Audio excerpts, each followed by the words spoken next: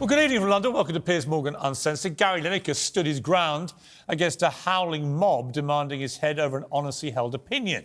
He also stood his ground against his employers at the BBC as it tied itself in knots of chaos and hypocrisy. It took them a staggering 6 days to resolve Jugsgate, 6 days of turmoil, risking the entirety of the BBC sports coverage and the future of its management over a single tweet expressing an opinion. And the net result of the whole farrago is a lot of very angry people and a battered BBC reputation that will pay the price for a lot longer than 6 days. I'm not sure what Director General Tim Davie is looking quite so smug about. One of the joys of this affair is there'd never been an easy solution, but asking Gary to step back off air was, I think, a significant thing. And now we look forward with this agreement moving forward to resolve things and get back to business as usual. I don't think there was much joy in this whole affair, Mr Davey. Match of the Day bizarrely aired with no pundits or commentary at the weekend after a host of stars pulled out in support of Lineker. Sports coverage across the BBC descended into a complete farce as pre-recorded podcasts and filler took the place of some of its most popular shows, and that's why the BBC's really backed down. It was about to lose one of its biggest stars, obliterating his reputation in the process. And they couldn't even put together a convincing argument for why any of this was happening.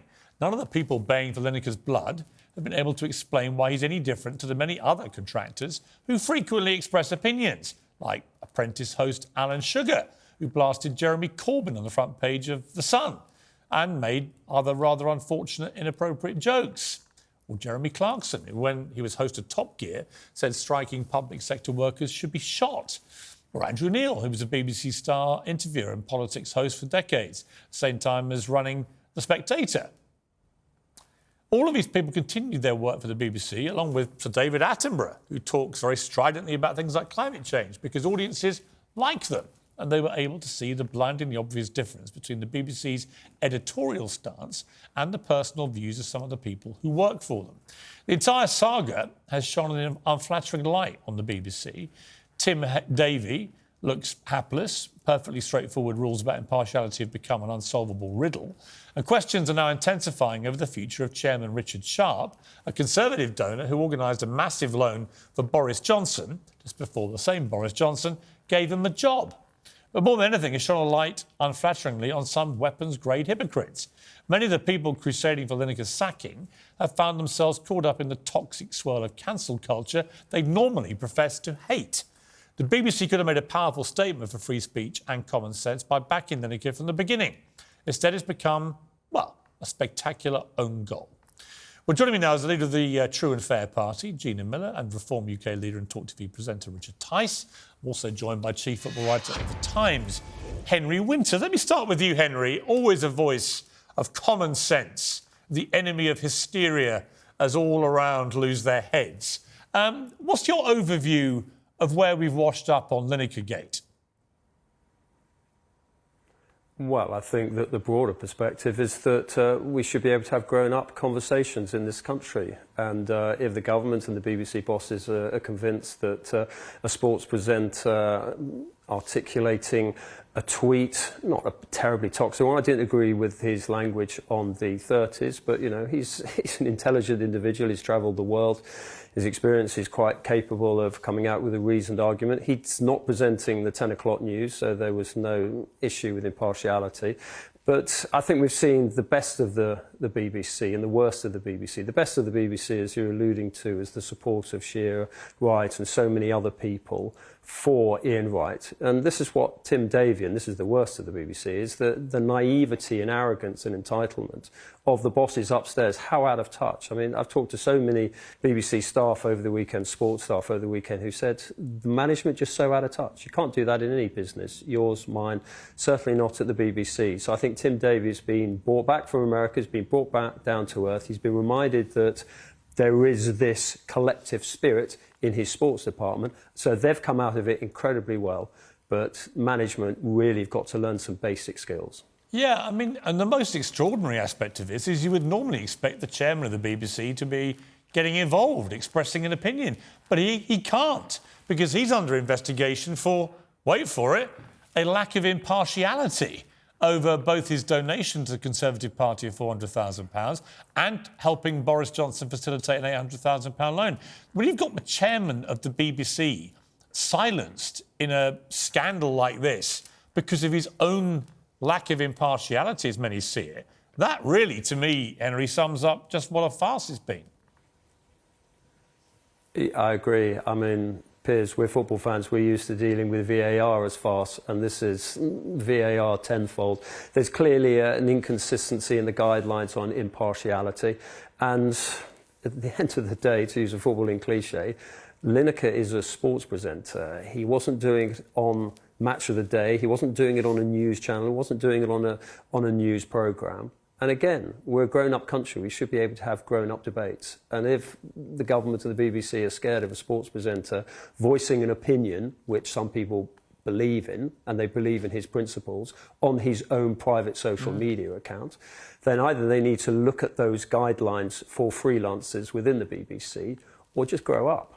Yeah, I completely agree. Richard Tice, well, you've lost. It's Lineker. Not at all. I've been proven absolutely right. Lineker won, BBC Thursday, and its supporters like you. I was here last Thursday and I said he's brought the BBC into disrepute, and he did, because they had zero sports coverage on Saturday. All the others sided with him. I was proven exactly right. Even Henry's just admitted he breached the editorial guidelines. Why is he back on air then? Well, hang on. He breached the guidelines. He breached the code of conduct for social media. No one said that. Which is why he's... Nobody has said that. They absolutely have said No, they haven't. Which is why he's the agreed... BBC... Sorry. No, sorry, Richard.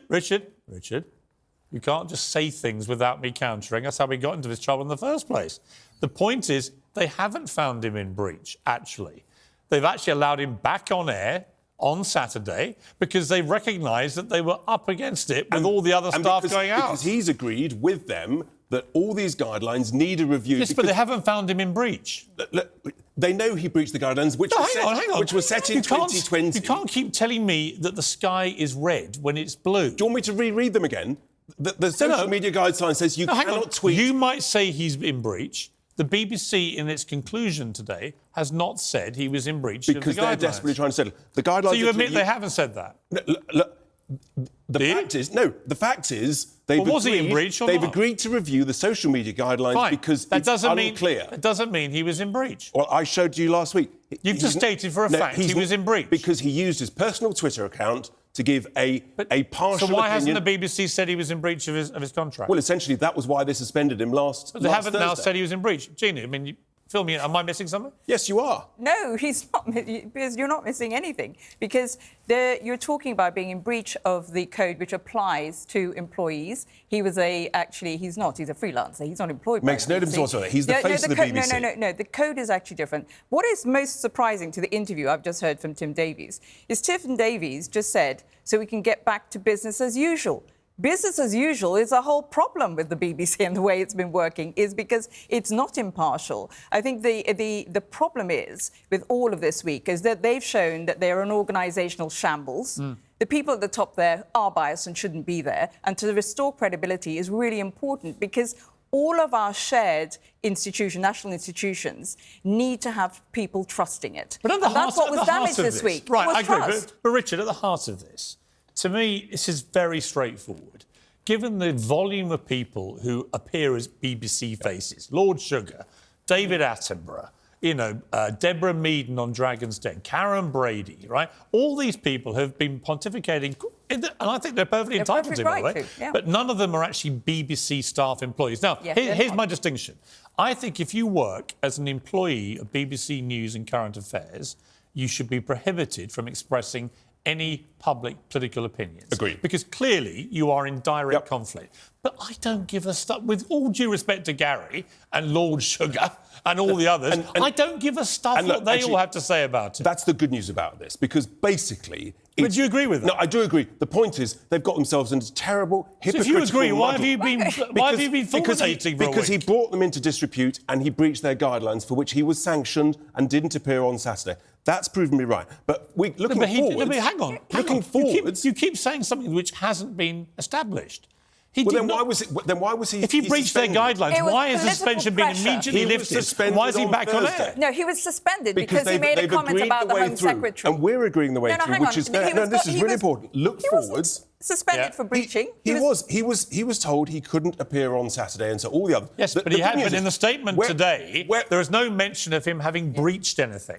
That doesn't mean he didn't. They're now doing a big review, which is a fudge for we got into a deep hole. We've no Because they idea didn't how do to it get out of it. properly. Agreed. We'll put him back on air so we can get everything back on air, and then we're going to try and work Agreed. this out. But the my, good news is- my solution which is my solution as well, by the is way. just simply to split news and current Exactly. affairs from everything else. But in return for which, right, freedom of choice, freedom of speech, I want the freedom of choice of not being obliged to pay the licence fee for something that I hardly ever watch. That then I think is. You don't I have think to. that- Well, hang on, you don't Well, you have do. to. If you watch any you live don't. platform, on any device, you have to buy a licence fee, including if you watch YouTube on an iPad. So look, the reality is we should basically say, right, let's have freedom of choice, freedom of speech, accept the news. That's absolutely fine. But I think this is the beginning of the end of the compulsory licence But are fee. you comfortable having a chairman of the BBC No. who Agreed. who donated to... No, it's ridiculous. OK, and secondly, you also have Tim Davie, who runs the BBC, who was himself, he stood as a Tory candidate.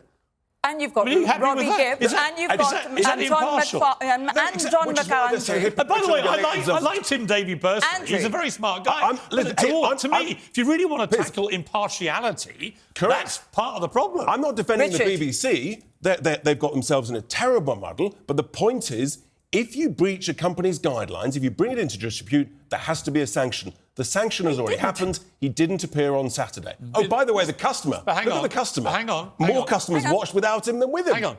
Well, yeah, No. but we know that's just... Look, people would tune if the test card had run, right? As I pointed out to him, actually. I think the point, Gina, is that he was not suspended for any discernible breach of his No. contract stated by the BBC. He was suspended because of the He inflammatory criticised- nature of what he wrote. Yes. And I don't agree with what he wrote, but I absolutely defend his right to have that kind of I opinion. absolutely defend his right, and actually everybody who bangs the table about free speech should defend his Yes. right. But I just want to pick up something, Richard. I know you're not very good at details, but let me just tell Excuse you me? something about subscription service. Really? Yeah, a subscription service for the BBC, as most free marketeers go on about.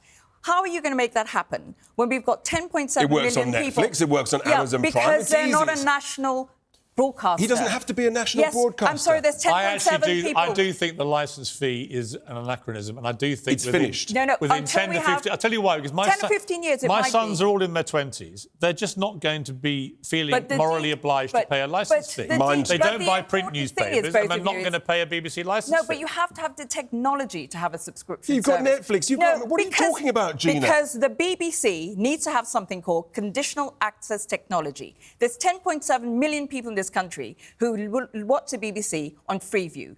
There's 10 million people who don't have super broadband. Maybe in the future we will get there, but right now you cannot invest and convert the whole of the BBC to a subscription service. It's not possible at the moment. We're going to leave it there. I think you have to accept that you lost, Richard. Nonsense. Absolutely. I've been proven right. He didn't appear on Saturday. He brought the BBC into disrepute. I'm right. You were wrong on Thursday. Final question for Henry Winter, given you are the doyen of football experts. Are Arsenal going to win the league, Henry? Because it's looking good. Honestly, the way they've recovered from Manchester City is just as impressive as the way you've just put this Richard character away, Piers. Henry Nonsense, Winter, this Henry. is exactly why I wanted you on. Henry Winter, great to see you, Henry. Thank you very much. Richard, great to see you. And don't worry, you'll bounce back. And great to see you, Gina. Thank you very much.